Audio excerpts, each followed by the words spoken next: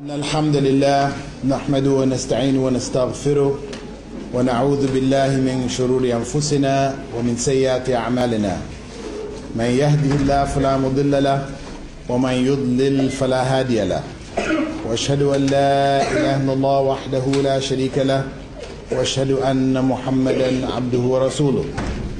Indeed, all praise is due to Allah, and as such we should praise Him, seek His help, seek refuge in Him from the evil which is within ourselves and the evil which results from our deeds.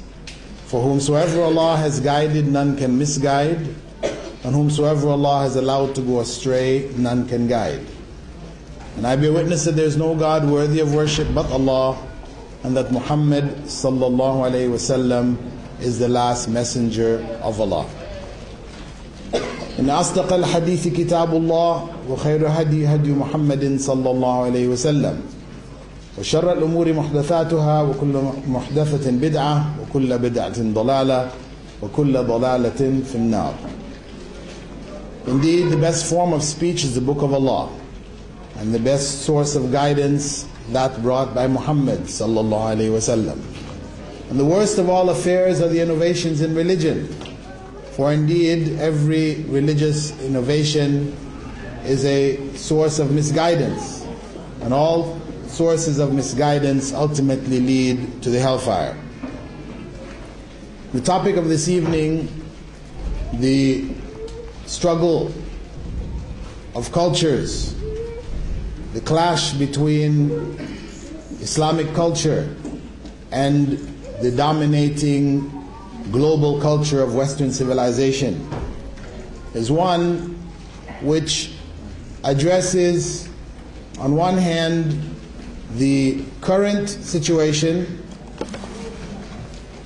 It addresses, on one hand, the current situation which exists in the world today, which is very important for us to understand with regards to da'wah, how to explain Islam to others, how to explain the contradiction that exists, the contradiction between us saying that Islam means peace and Muslims being at the center of all of the major conflicts around the world. And at the same time, it addresses the position of the Ummah with regards to this struggle and what is in front of that Ummah which Allah praised with regards to the struggle. Whether there is in the future, or what appears to us, a good chance for success, or are we on a road to failure? We have to analyze our existing circumstances, understand the forces that are at play, and then we have to set for ourselves a path by which we can successfully maintain Islam and convey it in the times to come. The beginning of this talk, or the concept of cultural struggle, takes the world situation back to one of culture which is related to religion, but not necessarily religious. A struggle which has its relationships in religion, but is not necessarily purely a religious struggle. The struggle in general has been defined for us quite succinctly by Professor Samuel P. Huntington, a professor of political science, leading universities in the States, advisor to the presidents. He defined that struggle in his book called The Clash of Civilizations, saying, the underlying problem for the West is not Islamic fundamentalism, It is Islam. A different civilization whose people are convinced of the superiority of their culture and are obsessed with the inferiority of their power. The problem for Islam, he goes on to explain, is not the CIA or the US Department of Defense. It is the West. A different civilization whose people are convinced of the universality of their culture and believe that their superior, if declining power, imposes on them the obligation to impose that culture throughout the world. These are the basic ingredients that fuel conflict between Islam and the West. Now, his book goes on to develop a number of different ideas. I'm not saying necessarily I believe and accept or support everything he says in his book, but at least this statement, he has summed it up quite effectively. That the problem that the West faces and those people who are involved in the decision-making process, whether it's about weapons of mass destruction or whatever, these people are well aware of these issues. That the problem is not Islamic fundamentalism, though we can hear, in the newspapers, this being echoed. This is what is in the media. For example, there was a statement in the New York Times which stated that Muslim fundamentalism is fast becoming the chief threat to global peace and security, as well as the cause of national and local disturbance through terrorism. It is akin to the menace posed by Nazism and fascism in the 1930s, and then by communism in the 50s. Actually, this was written, New York Times, in 1993, 11 years ago. That was their perspective. However, Samuel P. Huntington says this is not the problem. The problem doesn't lie in fundamentalism. I mean, that may be an element that the West has to deal with, but the fundamental problem is with Islam itself. A civilization that has its own cultural outlook, a world outlook, which is fundamentally in conflict with the Western world outlook. And I'm not necessarily one who is calling for world wars, Armageddon, and all these other things, but I'm just saying that there are some elements here that we have to be aware of. And when Allah subhanahu wa ta'ala said regarding the people who were burnt in the trench in Surah Al-Buruj, وَمَا نَقَمُوا مِنْهُمْ إِلَّا أَن يُؤْمِنُوا بِاللَّهِ الْعَزِيزِ الْحَمِيدِ, that they were killed only because of their belief. That ultimately, when it comes to Muslims, what is happening to them internationally relates back to their belief system. That their belief system is not a changeable belief system, not one which may be modified. So though, for example, from the Western perspective, they like to deal with moderate Muslims, liberal Muslims. And a moderate and a liberal Muslim is one who may take a drink once in a while. Pork is not a big thing, but he's a Muslim or she's a Muslim. They pray sometimes. But any kind of a Muslim who says, well, no, I have to pray 5 times a day, he's a fanatic. I don't shake the hands of women, he's extremist. I don't drink alcohol, he is intolerant. All these types of epithets that we find put on a person who just wants to practice basic Islam. Judaism has gone the way of liberal reform Jews, etc. But Islam has never tolerated that. Though we've had movements from the early part of the 20th century which tried to develop a kind of reformist approach in Egypt, Turkey, elsewhere. The reformist approach to Islam, make Islam modern, make it fit in with modern times, fit in with Western civilization. But this has never succeeded. And the reason why it has never succeeded, Huntington is pointing out, is because of the fact that Muslims, in spite of whatever they have experienced historically in the world, do have in their psyche a sense that Islam is superior. Allahu Akbar. It's there in our adhan every day. Allahu Akbar. We keep hearing it time and time. Islam is superior. Allahu Akbar. And that can't be taken out of the psyche of Muslims. So no matter how long we find Muslims subjugated. Look at Chechnya. And what happened to the Chechens? How their country was absorbed into the Russian Empire.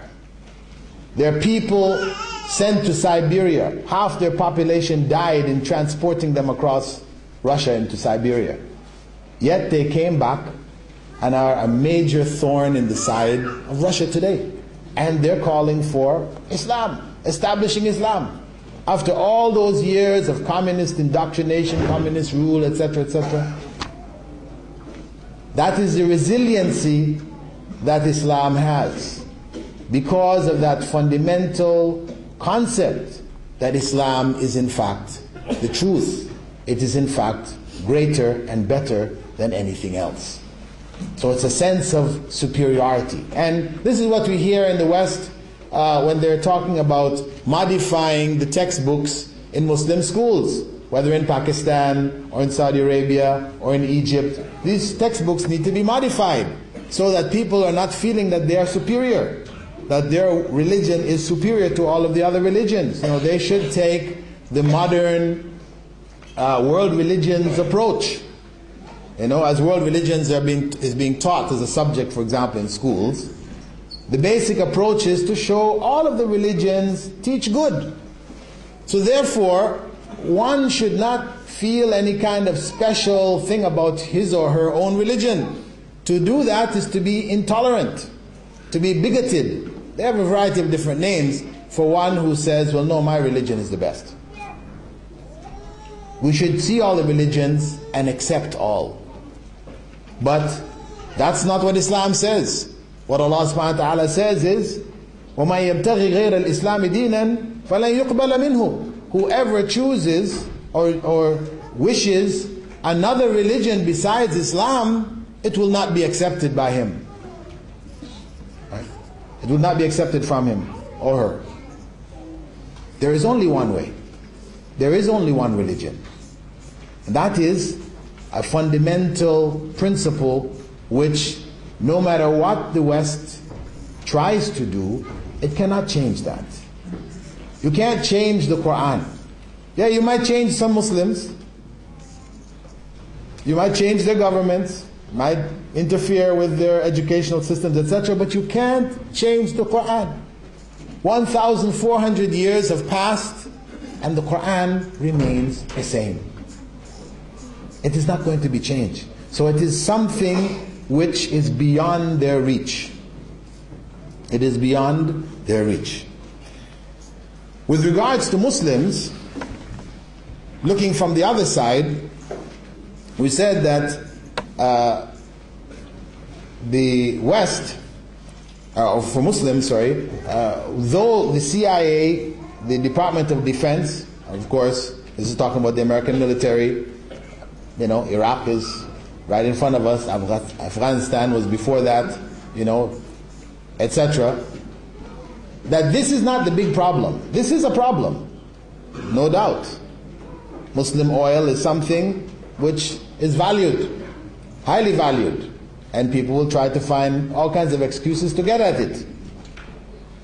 But this is not the essential problem. The essential problem lies within Western civilization itself and its outlook. its world outlook. And its world outlook is summed up in two principles: secular democracy. And this is what you hear being said time and time again. You know, whenever leaders from the West are speaking, you hear them echoing this thing of our way of life, our democracy, that you know, these countries are opposed, they hate, they are jealous of us, or whatever about our democracy, the great democracy of the West. This is what is continually repeated. And their attitude that it is superior to all other. It is universal. All societies are supposed to come there. This is their point of view. All societies should be democratic and secular, ultimately. Where did they get that from? What is the source of that arrogance? What is the evidence that they teach in schools, in universities, in their institutions? You hear echoed time and time again. What is the basis for that? Tell me.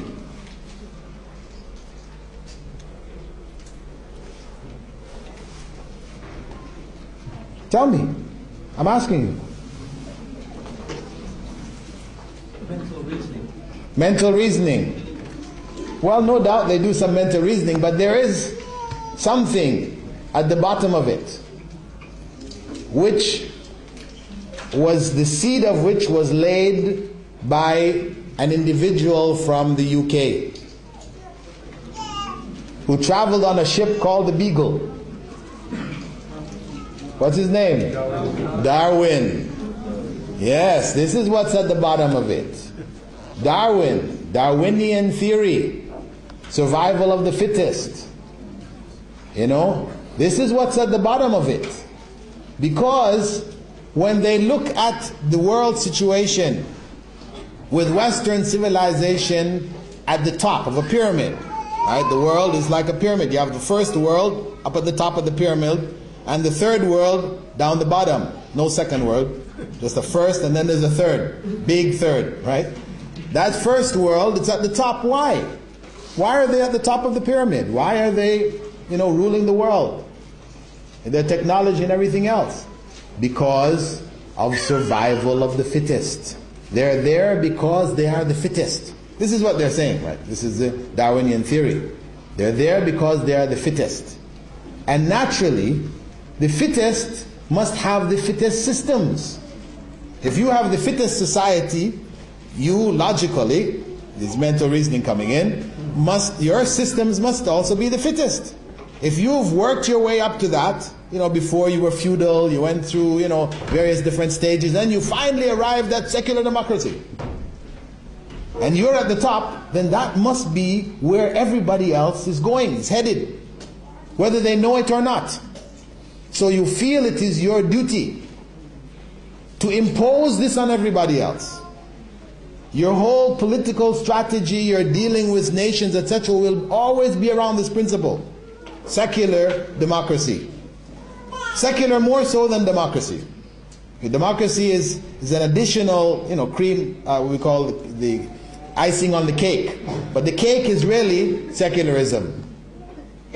And so you see in the dealings with different Muslim countries, wherever that Muslim country remains secular, even though they may actually be, you know, military dictatorships or whatever else, as long as they remain secular, they're fine with the West. No matter how they got there, no matter how they maintain themselves, they're fine in the eyes of the West.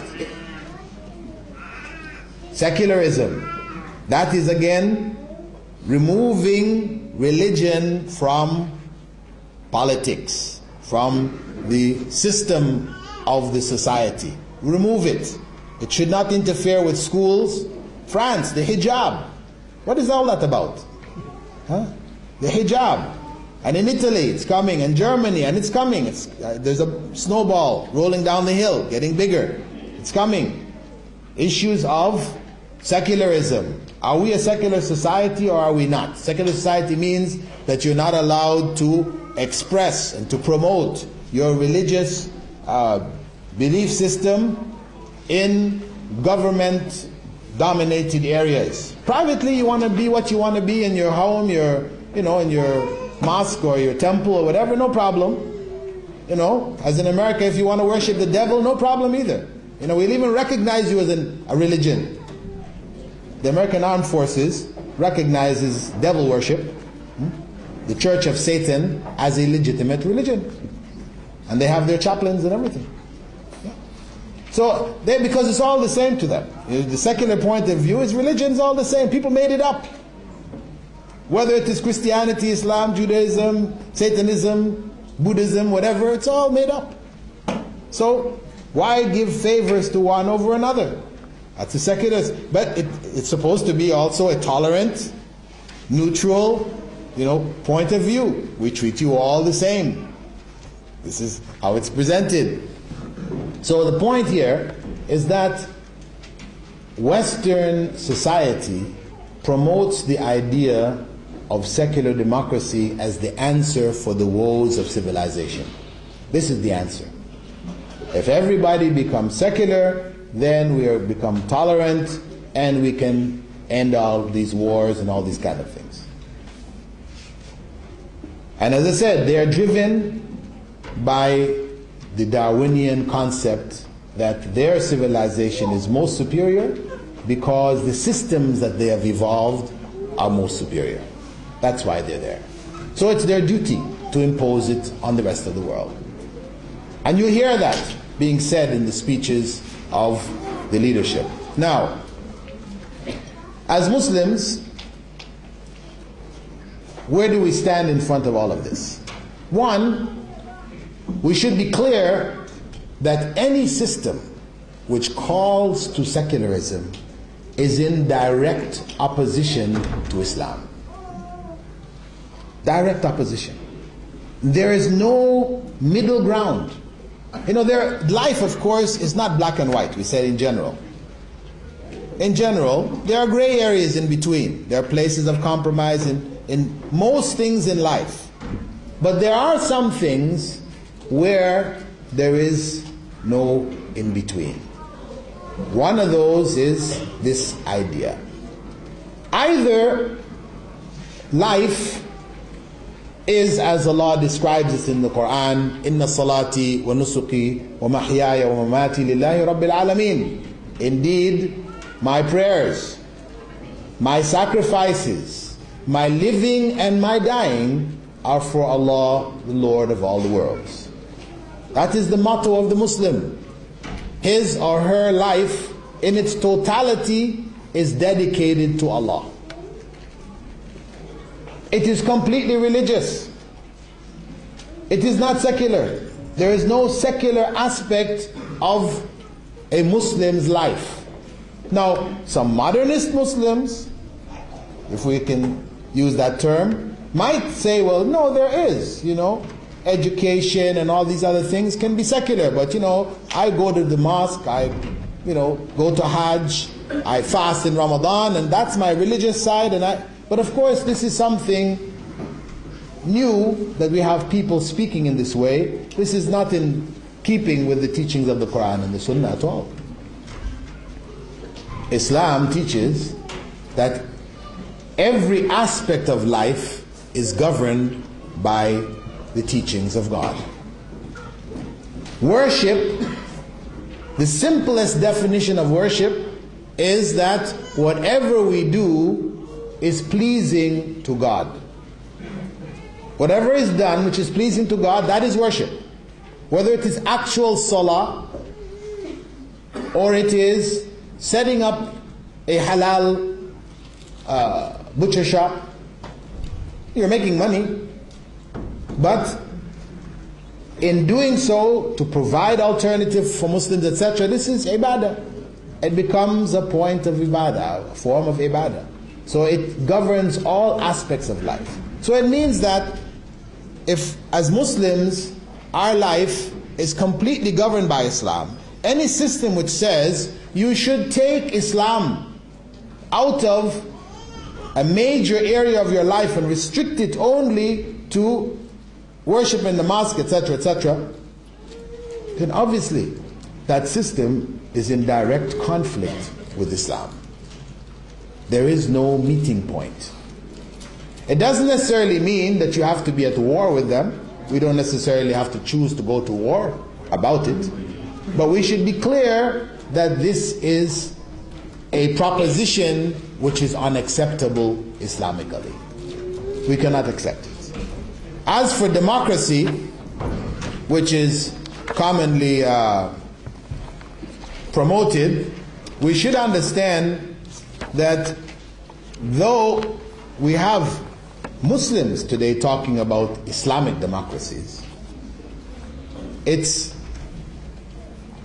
not possible. What democracy actually means, unless you are twisting the meaning of democracy to mean something else, right? Democracy means the rule of the people. That's what it basically means, rule of the people.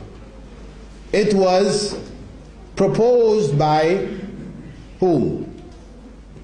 Who proposed democracy first in history? The Greeks in Athens, right? This is before the time of Christ. The Greeks had proposed this, democracy, rule of the people. You know, Greek thinkers, the philosophers, or all their reflections, etc., they came to the idea that yes, people should decide. We shouldn't have just an individual who's making all the decisions. It should be decided by the people of the society. Sounds beautiful. But did it work in Athens? Is that what happened in Athens? The rule of the people? Well, they did have a rule taking place. They had votes. Decisions were made. But if we look at Greek society, the demographics of Greek society, the majority of Greeks, or people in Greek society, were slaves. The majority of the society were slaves. Slaves had no vote. So that is 55% of your society, 60%, no vote. So when we're talking about rule of the people, we're obviously not talking about the majority of the people. After that, you have the society divided between men and women. Women being, of course, again, more than men. And women didn't have a vote.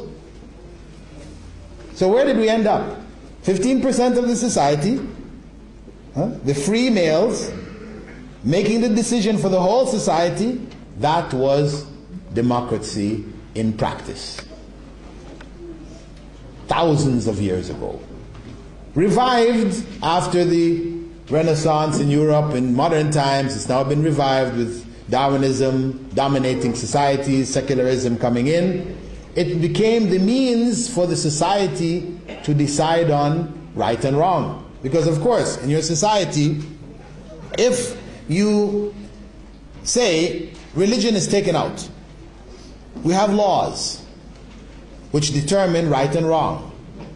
And we take away religion. Now all of these laws, when you look at Western laws, you will see at the bottom of them the 10 Commandments from the Old Testament, from the books of Moses, the Torah. The 10 Commandments were at the base of it. What happened when they decided to become secular, then all of these commandments became challenged.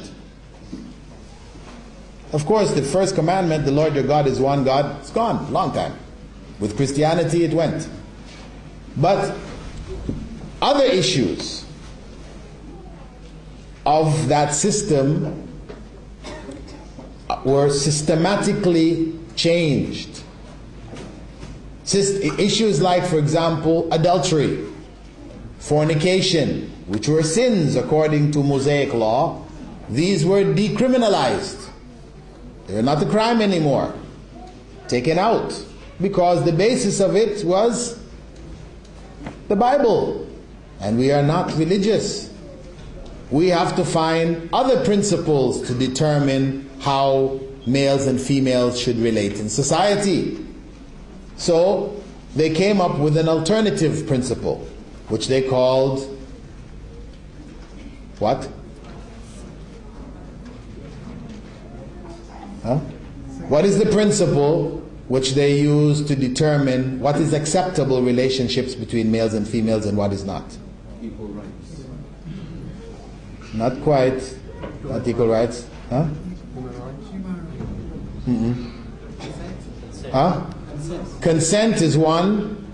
And what else? Two words, two phrases. Consenting adults. That's the phrase. Consenting adults. Meaning, whatever consenting adults do amongst themselves, the government has no right to interfere. Has no right to come in and say you should do, you shouldn't do. No. None of your business, as long as they're consenting adults. Because the issue of consent, that was to rule out what? Rape. It rules out rape because there's no consent there. And what does adults rule out? Pedophilia. Okay? That's the idea, to rule those out. Rape and pedophilia. Pedophilia meaning adults having sexual relations with kids, because they said they're not mature enough, their minds are not mature enough to know right and wrong, so they're being taken advantage of by the adults. Right?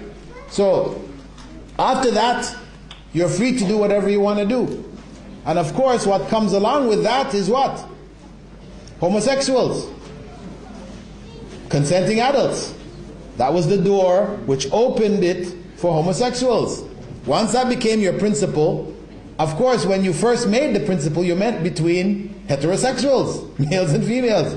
But when the homosexuals brought their case, you couldn't stand against them in the court of law, because you said consenting adults. So if it's two males or two females, who's to say no? They're consenting and they're adults. And so it's coming. The marriages, you hear that struggling going on in the background there. Same-sex marriages, it's coming. It'll be here, full blast. Give it a few more years and you'll be living it. Already in Canada we have it. It's coming in places in the States. It's in Belgium, in Europe, and it's coming. That ball, it's picking up momentum. And know that not only will it be external, meaning in the society it recognizes it, it won't become strange anymore, but know that your children in school are going to be taught it. They're going to teach it to the children in primary school. We already have that in America and Canada, it's there. They teach them, one of the popular books is My Two Dads. Right? For grade 1 kids, when they're teaching them about about family life, one of the popular books is My Two Dads. Tom, he has a dad and a mom, but Jim has two dads. And Jim's two dads are very nice people. They take Jim out to do this and to do that, and he has a good time, and he's presented very nice. And so they're subtly brainwashing a generation that's going to come up, and it's coming here. It's going to come up where homosexuality is completely normal. Completely normal. So, that is the consequence of what? Secular democracy. Because how did they get there? They said it was through the democratic way, is we're judging right and wrong by the majority. Right? This is one of the essential principles of democracy. Democracy is built upon a few principles, not just one. The basic principle is equality, they say, which is nice, and Islam is not opposed to that, equality. The second principle is what they call rational empiricism, meaning that thinking, mental thinking, we can work it out with our minds. We have this intellect, we are able to arrive at what is good for us through our own reasoning. And the third principle is called discussion and consent, where we sit down around a table, we vote, and those that win the vote, they are the people who make or decide what is right and what is wrong. The majority decides. The idea of majority deciding isn't not a bad idea in and of itself, but when you start to deal with the fundamental principles of the society, then you have something very dangerous. So if we go back to the issue of human ability, intellect, able to arrive at right and wrong, a clear example, and I'm sure you can find it in the Magna Carta and other documents of societies here in Europe. In the American Constitution, written in 1787, written by the most enlightened minds of the 18th century, founders, the founding fathers of America, breaking away from the domination of the British rule, the Crown. They wrote in Article 1, Section 2, which is called the 3/5 Compromise.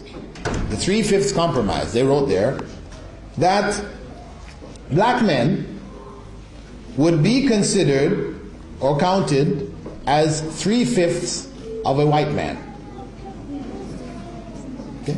This is the American Constitution. That black men, non-whites, would be considered as 3/5 of a white man.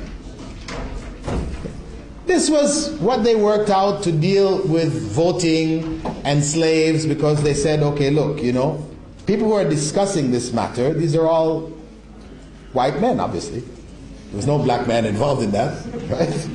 So all the white men, when they sat around, they were discussing this thing, you know. Well, we know that some of us have slaves and some of us don't. You have 100 slaves, I have 2. Should my vote be the same as yours? You see, this is where the rationale came in. So in order to give value to the person who had more slaves, they had to give some value to the slaves. This was a mathematical principle working out to give, you know, this is how they worked it out. So the one who had more slaves, his vote had more value than the one who had less. So they came up with this formula. Exactly why 3/5, I don't know why it wasn't 4/5 or 2/5, but that's what they came up with. And that, as I said, was the enlightened minds of the 18th century. And that is the nature of man-made systems, isn't it? When you talk to a Hindu and you're trying to explain Islam to a Hindu, and he says to you, well, you know, your religion is so rigid. Our religion is open. We can accept new ideas, we can change with the times, and, you know, we can improve our situation, and so on and so on. This is usually the argument here. Hinduism, because, of course, you try to pin a Hindu down and say, listen, your religion says that if a man dies, his wife should climb on the funeral pyre and get burnt up with him. Right? Sati. Okay? And this is the attitude towards women, isn't it? The woman has no value. If her husband dies, she has no value, zero. Better for her to climb on the pyre when they burn the body, cremate him, and be cremated along with the husband. Say, but we don't have that anymore. Stopped. We stopped that, you know. So you see, our religion is progressive, you know. Before, they used to have what they call devadasas. In the temples, they had what you could call really temple prostitutes, who people going to worship at the temples would have access to paying money to benefit the temple. Well, this was stopped also within the last century. So we cut that stuff out, you know. We're more modern today. So they feel that that is a sign of progress and flexibility of religion and all these kind of things, whereas us Muslims, rigid. Same principles you had 1,400 years ago, you want to try to apply it today. But the reality is that, yes, if it's from God, it's not supposed to be changing. If sati was good, if it was from God, it shouldn't be good then and not good anymore. Right? This is not religion. As people change in their attitudes, the religion changes along with them. This is not the religion of God. This is the religion of men, of human beings. That is the nature of that religion. They always have to change it, because whenever they make up something, a human being makes up something, there's always something wrong with it. we as human beings cannot make the perfect system. So we'll always have to make changes. That is necessity. And that is human religion, human systems, etc. The divine system is unchangeable. And that's what's in the conflict, isn't it? So if we have secular democracy on one hand, which says we have to change, get religion out of the picture, etc., and then you have on the other hand religion, which says it must govern all walks of life, it is unchangeable, etc., then you have two uncompromising principles. There's no middle ground between the two. If Islam changes any, or Muslims change any of their principles to suit Western global culture, they are in fact abandoning aspects of Islam. It's no longer Islam anymore. So this is at the crux of the struggle. But now, if we look at our situation today as Muslims, where do we stand with regards to all of this? Reality is that theoretically this struggle exists. It exists because the Quran is unchanged, because the Sunnah has been preserved, and because Muslim scholarship remains, looking after, caretaking this body of knowledge. But in the society, we have to say that we have been dominated. Western civilization now dominates most of the Muslim world. Its culture has become our culture. Its values have become the values of Muslims in many cases, many circumstances. So why is that? Why have they succeeded in doing that in spite of the fact that Islam remains accessible in its purity? Because of the fact that Muslims as a whole have left Islam. This is the bottom line. Our biggest problem is not winning the war in Iraq, or getting back Palestine, or freeing, liberating Chechnya, or taking back Kashmir. This is not our biggest problem. Our biggest problem is getting back to Islam. Because in all of these different areas, if you listen to the state of Muslims, it is pathetic.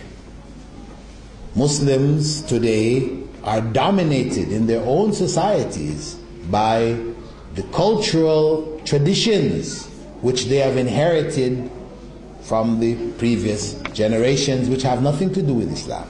So we find, for example, so many things that are attributed to Muslims which we know, or we might not know, have nothing to do with Islam.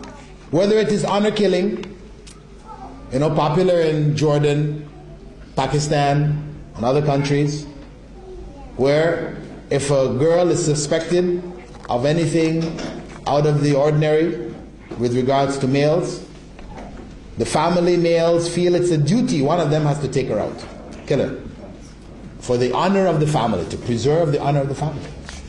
And in Pakistan, in Jordan, if you do that, the force of the law will not come on you.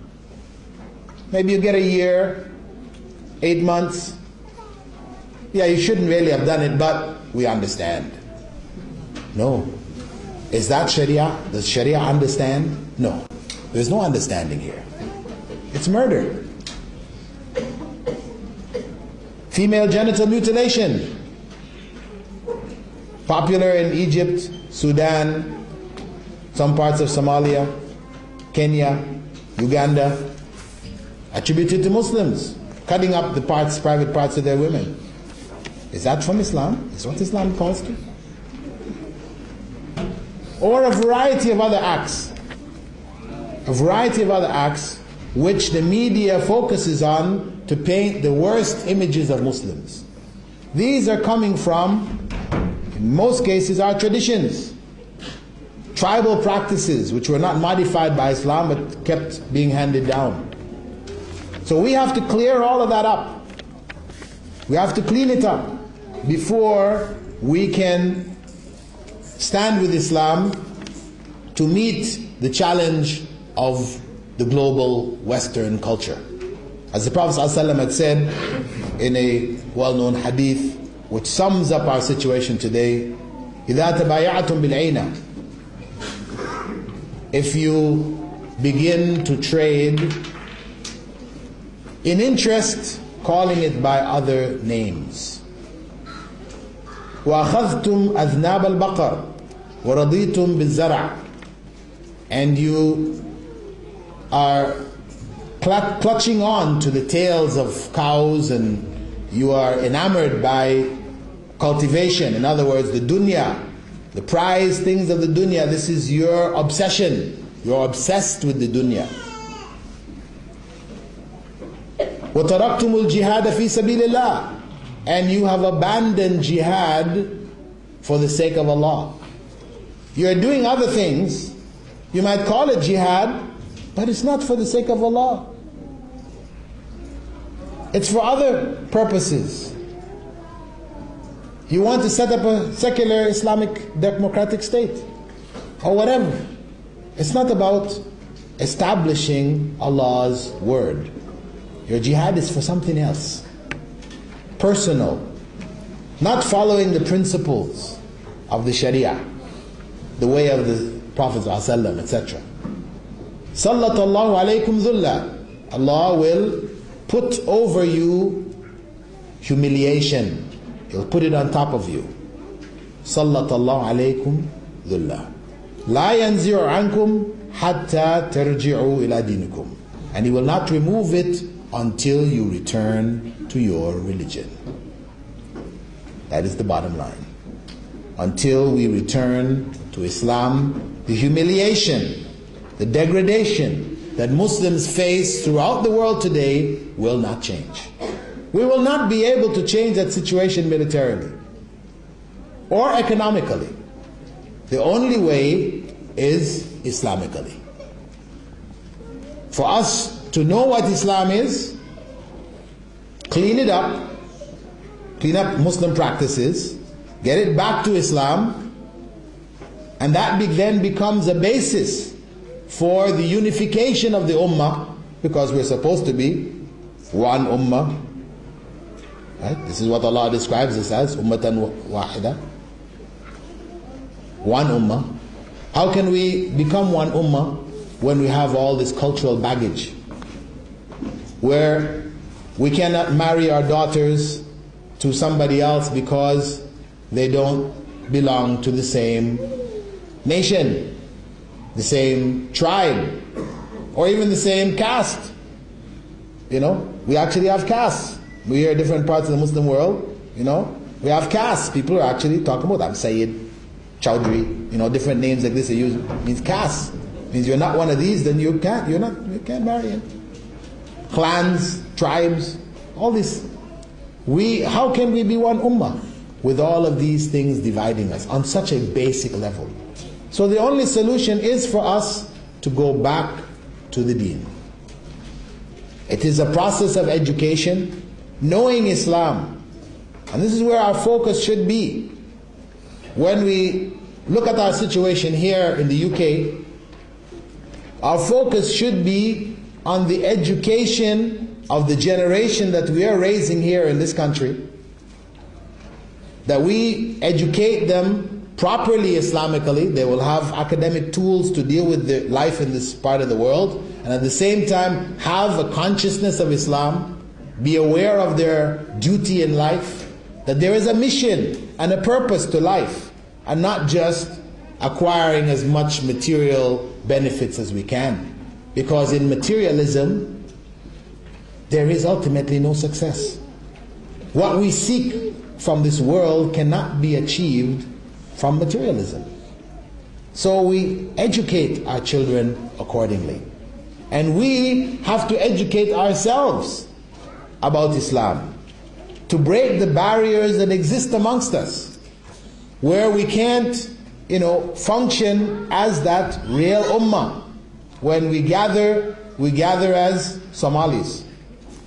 or Egyptians, or Syrians, or Lebanese, or Pakistanis. You know, we don't gather as Muslim brothers or Muslim sisters. We are dominated by these tribal influences. We have to make a step ourselves as adults, raising our children here. We have to show them the example of coming together on the basis of Iman. Be with the believers. Invite. Whenever you invite, of course, yeah, there's a tendency to want to invite family, people who speak the same language as you, but make sure every time you have a gathering, every time you invite people, invite some people from the other groups, from the other people. So those people who normally just come together based on tribal languages and these type of things, nationalities, they see somebody else there, and if they see them enough times and they get used to it, then maybe they will start to do that also. But we have to start. We have to make a start ourselves. There are big problems in the world. As we said, Iraq. Can you change Iraq? All the talking, all the reading, all the writing, all the different things you can do, can you change that situation? No. Can you change the situation in your gathering? Invite some people who are not from your tribal background? Yes. So hey, what is Allah going to ask you about on the Day of Judgment? Iraq or how you gathered? He's going to ask you about how you gathered. Whether you reinforce the tribalism, the nationalism, which is part of what splits the ummah, or whether you try to make a change. Each and every one of us has something we can contribute. And that's what we need to focus on. And with that collective effort, then we can bring about a collective change. That's the basic message I would like to share with you this evening. Inshallah, I suppose we'll have some questions and answers. And I hope that the questions and answers will relate to our topic and not go into, can we eat the meat of the Christians and the Jews? Can I take riba from the riba bank? Please, save those for another time.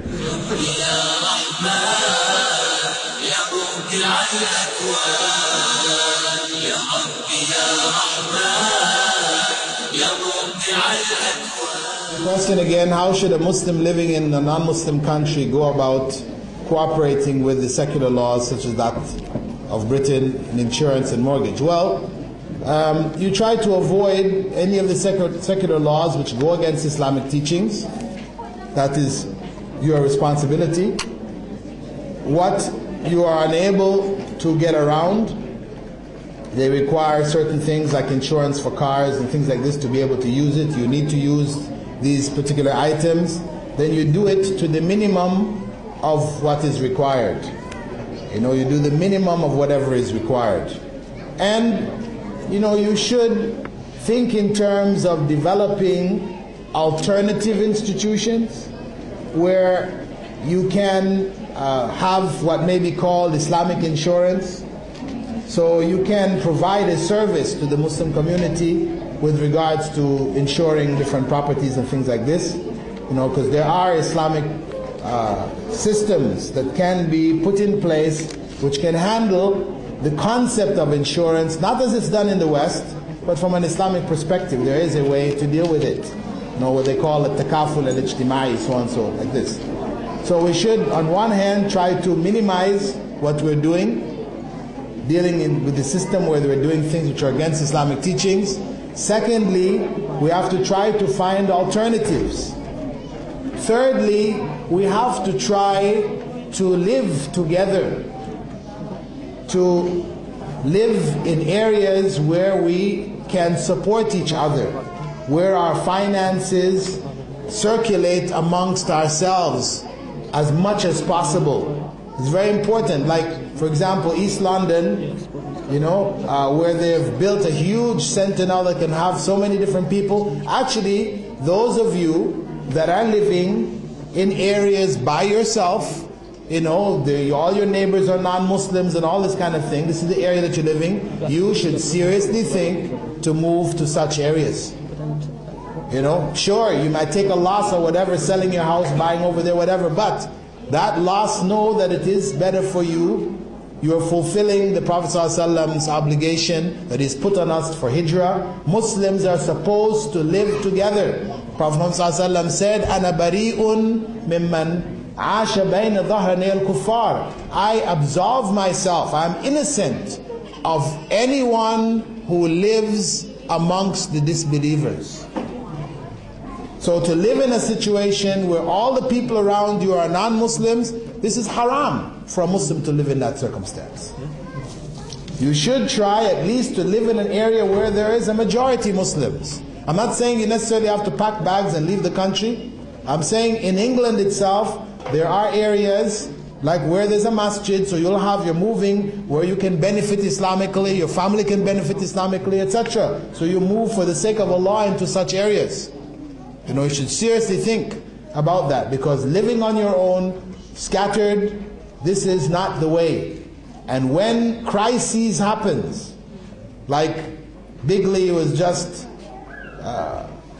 slaughtered on the television, a day ago, if that happens enough times, it hits enough of a nerve here in this country, then they're going to come at you.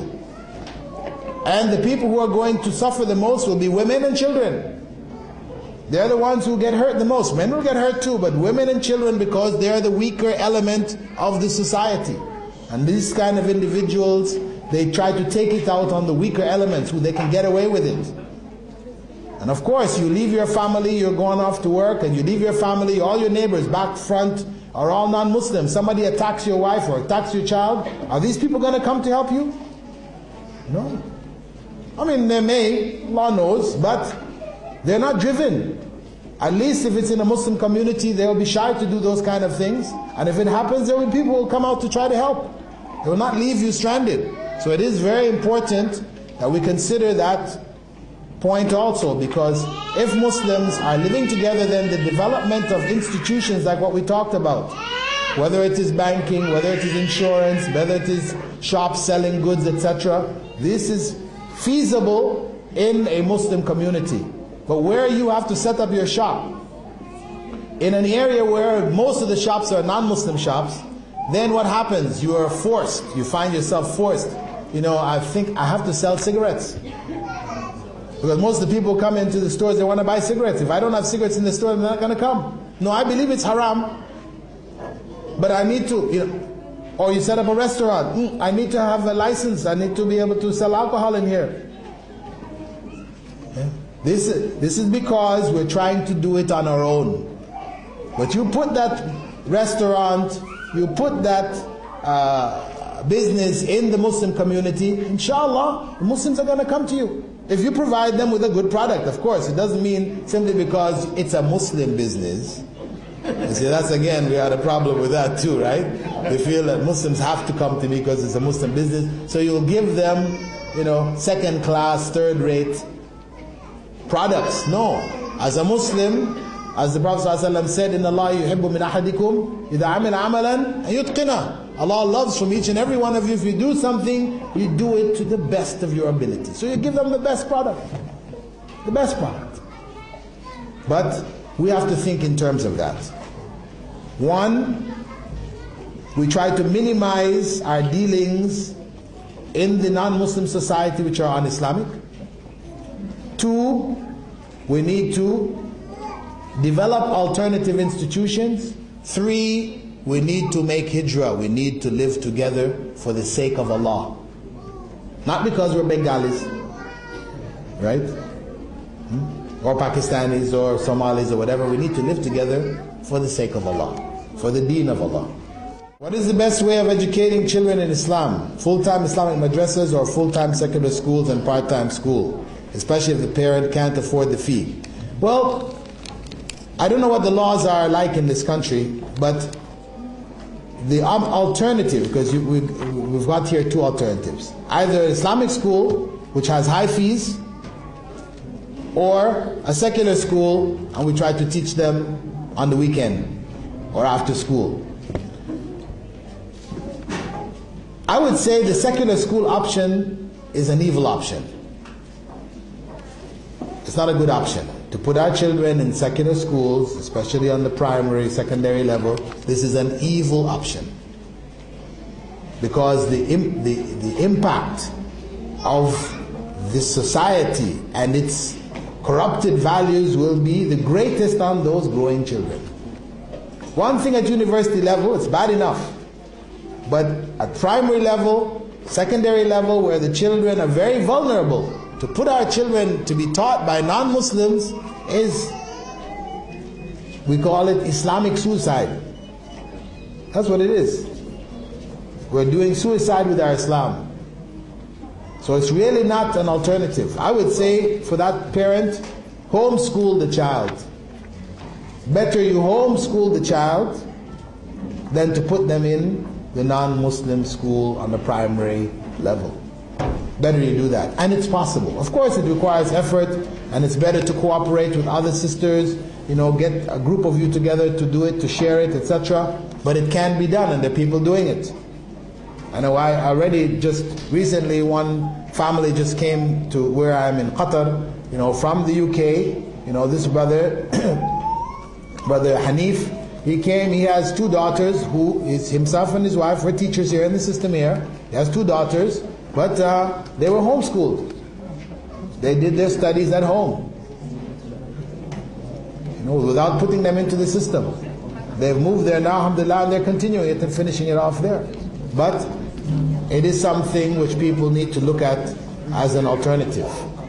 And of course, again, where we have the Muslim community, where people are moving together, then the possibility of setting up institutions becomes a lot easier.